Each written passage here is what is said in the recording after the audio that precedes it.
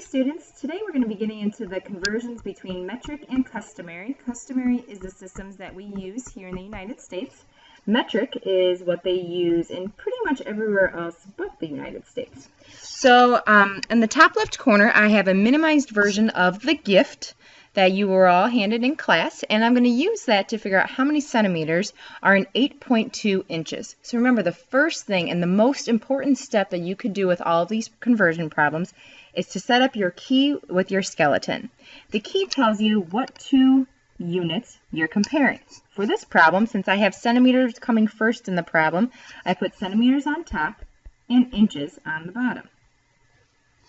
Then I have to use the conversion for that first part of my proportion. I'm trying to figure out how many centimeters are in 1 inch, or it might give me how many inches are in a centimeter. So if you're looking closely, I will be using the very first conversion, where it says 1 inch is the same as 2.54 centimeters.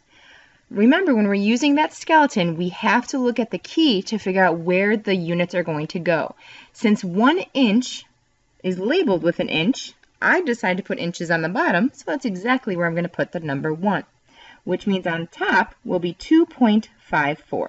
So that's the conversion just written upside down. 2.54 centimeters is the same as 1 inch, but you could also read that as 1 inch is the same as 2.54 centimeters. The second part of the proportion will always come from the problem. The only number written in my actual problem is 8.2. And again, I have to use the key to figure out where 8.2 is going to go. Since it's labeled as inches, the only available spot for it to go is on the bottom. To solve proportions, we're going to use the means of extremes, which is multiplying diagonally and dividing by the third number. So I'm going to be grabbing my calculator, and I'm going to type in 2.54 times 8.2. And that gets me 20.828, and that's the same thing as the other diagonal, 1 times x.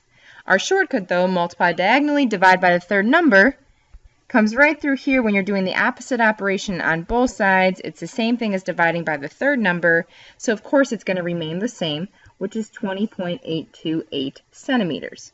However, we've been practicing in class that we're always going to round to the nearest hundredth. So let me apply my rounding rules. The 8 tells the 2 to go up, so my final answer will be 20.83 centimeters.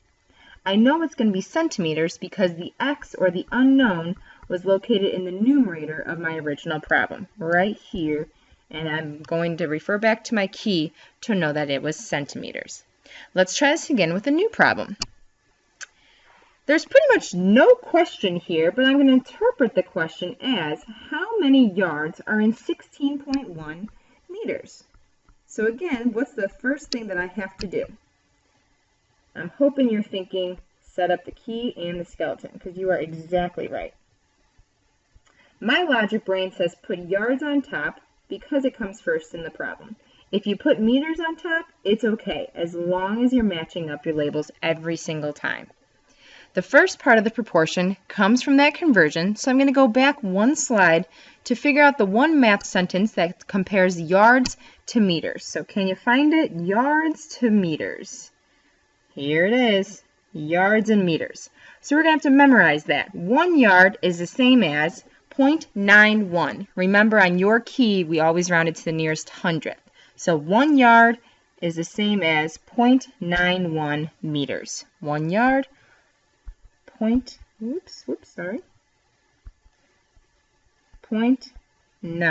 let's just double check, 91 meters. So that just came from the gift or from that conversion chart, rounded to the nearest hundredth. We've got one number left, and that's 16.1 meters. Where do you think that number is going to go? We only have 2 places, and I'm hoping you're thinking the bottom because that is the only spot where we can put meters, which means what's going to go on the top? You're exactly right. Your x, your unknown.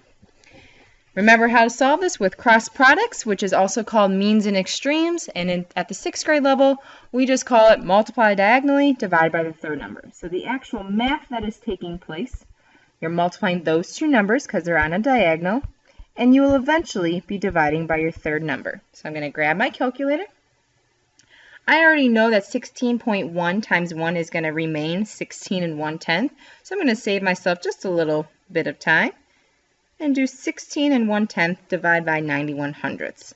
And I'm going to get a crazy answer on my calculator. So I'm only going to go out 3 places because I know in class we've been practicing to round to the nearest hundredth. So that 9 is going to stay the same because the 2 tells the 9 to do that. So our final answer will be 17.69 yards. If you're confused on why it's yards, I'll give you 2 reasons.